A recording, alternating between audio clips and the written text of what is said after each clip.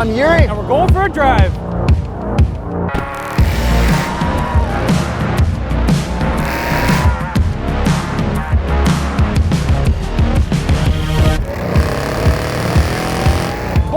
Jeep Trackhawk with launch control. Oh my God!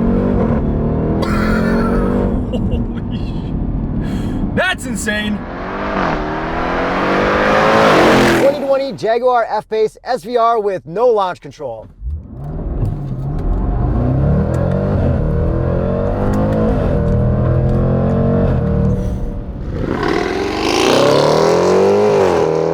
Since these are high-performance SUVs, handling is a big part of them, so let's send them through Cliche Corner. Okay, so there's definitely body roll, but this is... it's all-wheel drive. Okay, yes, this is very flat and sporty. Oh, and a little bit of oversteer. It's definitely rear bias, and you can feel it. It does oversteer a little bit. Oh man, this is so much fun through Cliche. So we're gonna come back to Cliche Corner when we switch cars to decide which one we like more and when we do launch controls in the other car. But first, horsepower and torque. The Jeep has 707 horsepower and 645 pound-feet of torque from a 6.2 liter supercharged V8. And the Jag has 550 horsepower and 502 pound-feet of torque from a 5-liter supercharged V8. And if you like comparisons like this, subscribe and hit the bell so you don't miss any upcoming videos. Hey Yuri, you know what time it is, right? Time to send it. Send it! Oh my God, this is so fast. Holy. Okay, so the Trackhawk is definitely faster than the SVR. However, the SVR is stupid fast. Yeah, the Trackhawk definitely is faster, like you said, but not by that much, considering it has about 150 extra horsepower. And in the SVR, I did use my paddles to shift. Did you use them in the Trackhawk?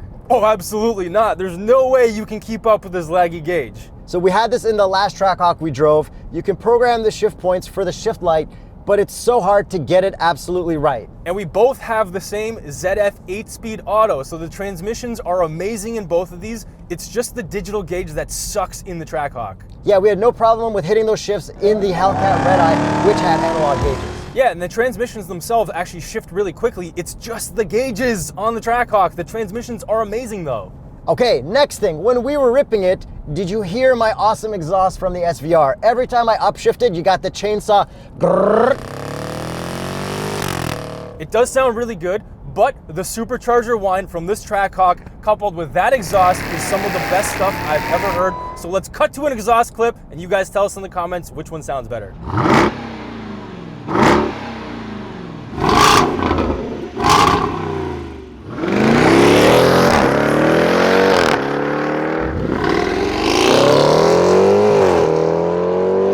Personally, I think the exotic sound of the SVR is better, but when you're driving the Trackhawk, having that supercharger controlled by your foot is insane. Exhaust to exhaust, I'm gonna give it to the Jag. Exhaust to exhaust plus supercharger, I'm giving it to the Trackhawk. Fully agree. So let's have some fun with these transmissions. Keep it in auto. Let's drive nice and slowly so the transmission thinks we're driving economically, and then floor it. I'll leave the Trackhawk in sport mode, but the transmission in drive, I'm gonna floor it. That's fast. And the F-Pace has drive and sport transmission, so I'm gonna put in sport transmission and super fast pickup. So I guess that's a tie for both of these transmissions when shifting out of drive when you floor it. Oh yeah, totally. They're both fantastic. And we did launch these in the beginning of the video, and the best part about the Trackhawk is the launch button. It's a Christmas tree. And then this F-Pace doesn't have a launch control mode, which makes me think it's not a full SVR. You know what I mean? Like, they didn't take it all the way, even though it's still silly fast. Yeah, the F-Type had launch control, so it sucks that they didn't give it to the F-Pace. Also, when you're in this one, when you put it into the sport modes or anything, it doesn't show a big shift light in the middle like the F-Type did. So, not full SVR, but still super cool. But like we said earlier, the Jeep is definitely faster. It'll do 0 to 100 kilometers per hour in 3.5 seconds, which is nuts. And the Jag will do it in 4.3 seconds, which is also pretty damn respectable. Yeah, every time I launch it in that Trackhawk, I feel like the car takes over. It doesn't even let me take my foot off the brake pedal. It's like, time to go, bud. Like, wah! Yeah, you can adjust the launch control RPM through the infotainment, but no matter where you set it, it just rips your foot off the brake, just sends it no problem. And from our previous Trackhawk video, we know that if we set it too high, the brakes can't hold the car back. So these are very high performance, very expensive SUVs. So let's start with the looks now. Which color do you like more? I really like the blue on the Jag. This green just isn't green enough. I really like that green because I don't see anything like it, and I'm kind of over this Jag blue, but it looks amazing in this blue. And if we move on to the front ends, both of these cars have 100% real grills. Yeah, which is awesome, and it's kind of expected considering how much cooling and air these things need. Dude, Mustang GTs have fake hood scoops. Nothing is expected anymore. How much horsepower does a Mustang GT have? Okay, not as much, but like, maybe. And then we also have hood vents in both of them, which are both functional. Headlights, which one do you like more? I think the Trackhawks look a little bit cooler. Yeah, but you can't really take anything away from the Jag still. And if we look under the hood, which one looks cooler? Obviously the Trackhawk. Yeah, look at that supercharger on top. The Jag supercharger is a little bit too hidden. And we've got Hemi Supercharged written, and we've got an orange block. It's everything you want. And so let's move on to the side. I think I really like both of these wheels. Yeah, they're pretty much the exact same pattern except for different colors. The Jaguar does look like it has bigger rims, and the Jeep does look like it has way fatter sidewalls. Yeah, and we both have big brakes, and I love how the ones on the Trackhawk look. I like the yellow calipers. Yeah, I think Jeep wins with the yellow and the green. And what is the Continental recommended tire for both of these? The Extreme Contact Sport, which is recommended for the summer only. And as for body lines and side views, the Trackhawk does have much harder lines, which casts a really nice shadow. The Jaguar is a lot smoother, but the Jaguar doesn't have color matched fenders, which makes it look kind of cheap as well. Yeah, I'm not sure why they did that. I feel like they should have just color matched them. Maybe they're waiting for a higher trim, you know what I mean? Then it's gonna have launch control and colored fenders. SVRR. Okay, back end. I think the Jag has a way better looking back end, especially because of the exhaust tips. Yeah, the exhaust tips look really cool. It's like totally different than most other cars. Yeah, it's kind of wrapped around it. They are 100% real exhaust tips, and they look so good. They're real exhaust tips on the Trackhawk as well. However, the Trackhawk does this weird thing where they like dented the inside tip and like forced the dual exhaust, so that's the only thing that bothers me. So we're giving it to the Jag for exhaust tips? Yeah, for the exhaust tips, and I think overall rear end, especially because of that weird rear tire diffuser thing on the side.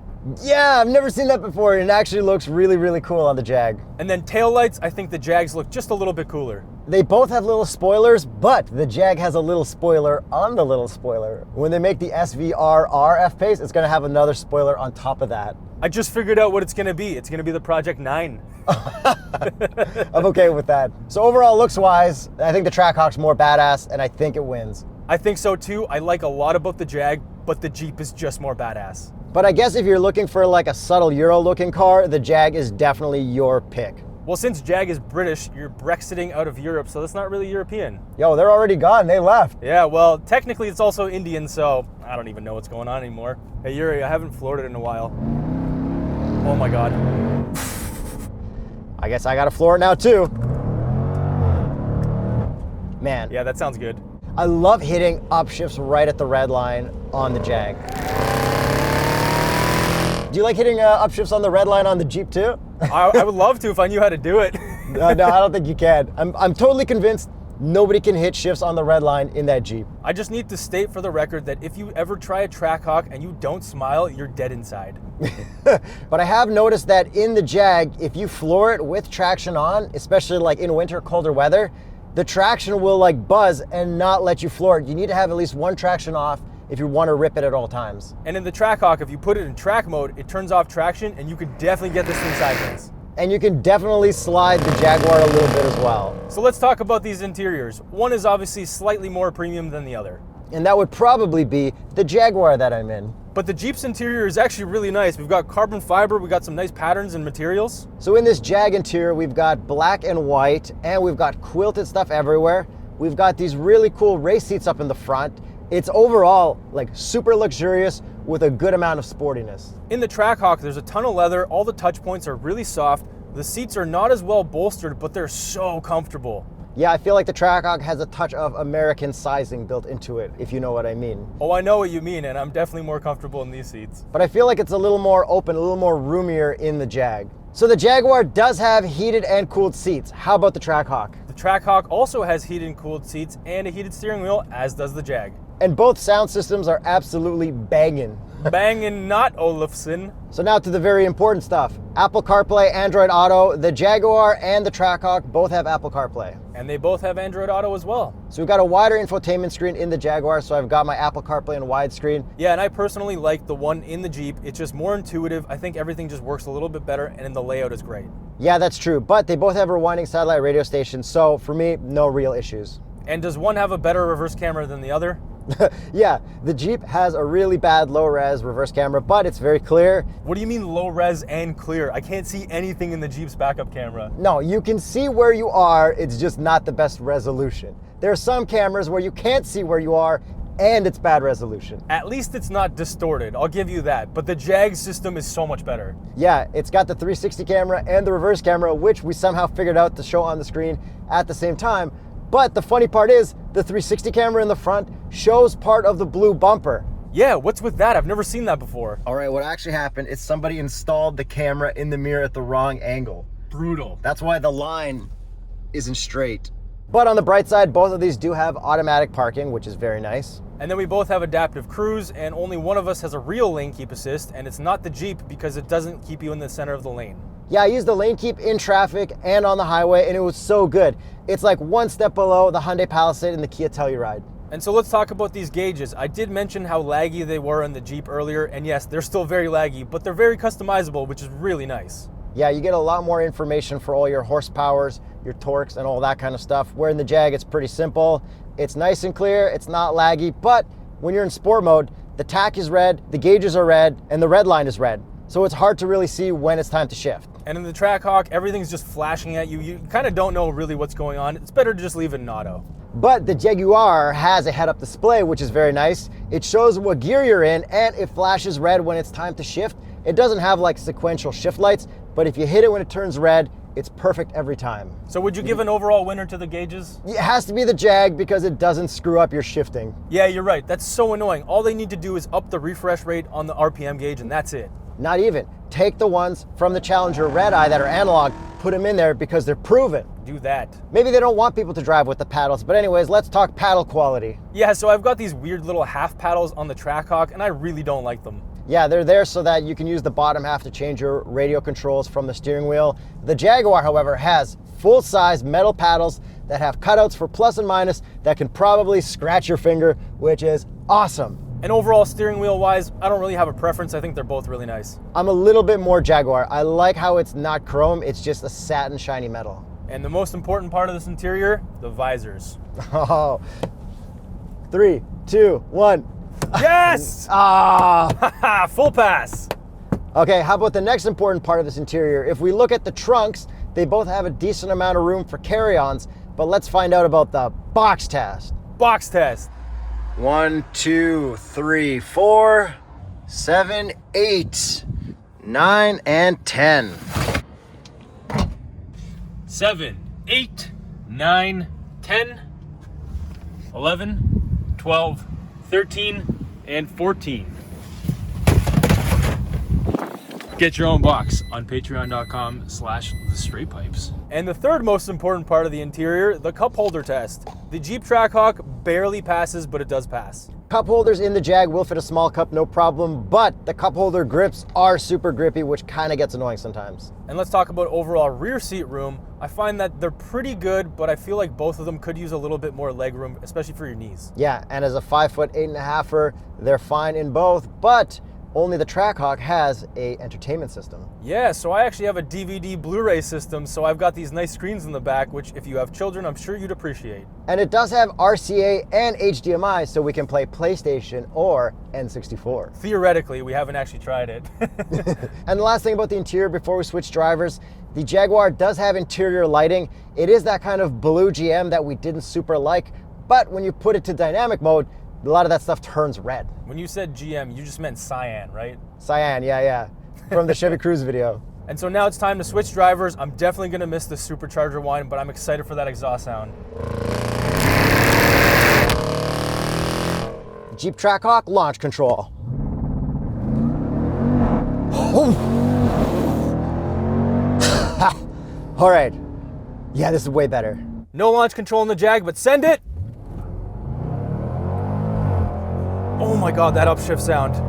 Okay, definitely less violent, but still super sick. This launch control on the Trackhawk is absolutely mental. I couldn't even hold my foot on the brake. Yeah, watching that from the outside was nuts. This Jag had a pretty good launch, but definitely not as crazy as that Trackhawk. Did you get to use the paddles? Yes, I did, and it was actually a lot of fun. I didn't go anywhere near the Jeep paddles. Maybe I'll try later to see how it bogs down, but I was too scared. I think the best part of launching this and using the paddles is that upshift chainsaw sound in this. That's why I like the Alfa Romeo Stelvio Quadrifoglio so much. Quadrifoglio. Quadrifoglio. Is there a G in there? Oh, there's a silent G, I believe. So hands down, Jeep wins the launch control. But we should find out who wins the tunnel test. If the pedestrians in the tunnels lose their hearing, that's a win for us.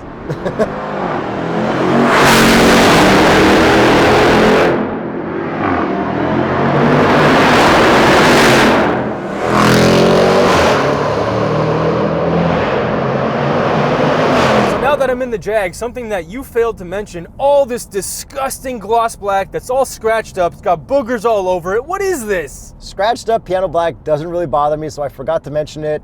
And the boogers, that's coffee that spilled while I was ripping it. Well, anyways, it's disgusting, but at least we do have a normal shifter. So we're on the way to Cliche Corner, so let's talk about drive modes. So in the Jag, I have Dynamic, Comfort, Eco, and ADSR. ADSR is kind of just for like getting extra traction when you need it. And in the Trackhawk, we've got Snow, Tow, Auto, Sport, and Track. And then on the right, we've also got a custom button. And since you mentioned towing, that Jeep can actually tow 7,200 pounds, and this Jag can only tow 5,290 pounds. So if you do care about that, get the Trackhawk, aka the Towhawk. So I've been keeping it primarily in Sport in this Trackhawk because I don't want to be in Track with my full traction off. Yeah, I totally agree. Sport is definitely the best for the street. Track is obviously reserved for the track, and it's way too stiff for the roads. And in the Jag, I've been in Dynamic the whole time. Once those gauges turn red, I can't really turn it back. Yeah, Dynamic is where you want to be in the Jag, and it's not too stiff. Like, the suspension is really good on the Jag, but it's also really good on the Trackhawk as long as you leave it in Sport for the road. And in the Jeep, I've got a drive modes button, which puts me into all the performance pages. I can choose where my car launches at, where my shift lights hit, and everything like that. And in the Jag, I have Dynamic Eye with a little race helmet, and then I can customize everything there. But I also have an actual physical button for the exhaust, which puts it into loud mode, and I love that. But it's always in loud mode when you're in Dynamic, so I haven't had to touch that button once. And the Trackhawk exhaust can't be changed. It's basically just always loud. The Jeep still has to win for all the performance pages, like having your 0 to 60, 0 to 100, all that stuff. Like, it's just an unbeatable system that they have here. So let's go to Cliche Corner and make our final decision on which one of these high-performance SUVs we take. All right, the downhill bump into Cliche, hit it. Well, definitely pretty stiff and dynamic, but not bad. And downshift into Cliche and send. Oh my God, this is so flat compared to that Trackhawk. Yeah, this has a lot more body roll. You can feel the weight on the back corner wheel. And with one traction off in the Jag, I can still get the back end to slip out a little bit. Yeah, and this looks like it's about to slip out in the Trackhawk, but I held off a bit. Yeah, it's definitely not as flat, but I find the steering way more precise. Yeah, even though this moves around a lot, it's still very controllable on normal streets. But seeing you behind me is pretty menacing, I'm not gonna lie. Yeah, the Jag's not nearly as intimidating as I assumed this would be. So overall, I think it's pretty obvious that the Jag handled a little better. Yeah, so if you're into your handling SUVs, which I am personally not that much into, definitely get the Jag. And if you don't really care, you can pretty much muscle through anything you need to with the power you have here. So we should probably get to the price finally. So hit me with the price. I'm gonna start off with the cheaper one, which most people will assume is the Jeep, and it is definitely the Jag. It starts at $92,000 Canadian. and it's optioned out to $102,095. Okay, then what is the Trackhawk sitting at? It starts at $113,745 and it's sitting at $131,840. Okay, that's a lot for an American SUV, but this thing is like way faster and like pretty much the craziest SUV on the road besides maybe the Urus. Yeah, technically by horsepower, it is quicker than the Urus, so it is the quickest SUV in the world, sort of, with an asterisk. Which one would you take home with you? At the end of the day, I just had a bigger smile on my face in the Trackhawk, so I'm going Trackhawk. I really enjoyed shifting gears in the Jaguar, which I couldn't really do in this one. I really like the lane keep. I love the exhaust sound. That chainsaw sound when you shift at the high RPMs is so good. Probably not as good as the Supercharger, but overall, I think I have to go Jaguar. I'm actually surprised by your choice, but I'm also kind of not because I know how much you like the Alfa Romeo Stelvio Quadrifoglio. And I feel like that's very similar to that. And I obviously know that this looks better. It's more menacing, but I think I have a taste for exotic exhaust sounds, and I need to kind of stay that way. So do I, but I also kind of like the more menacing stuff, and horsepower is really where my heart is, so. Yeah, no, I have no doubt in my mind that you wouldn't pick this. Like, this is 100% a Jacob SUV. So let us know which one of these SUVs you'd pick. And if you like this comparison, check out this playlist right here for some more comparisons. And here's another playlist with a bunch of cool SUVs.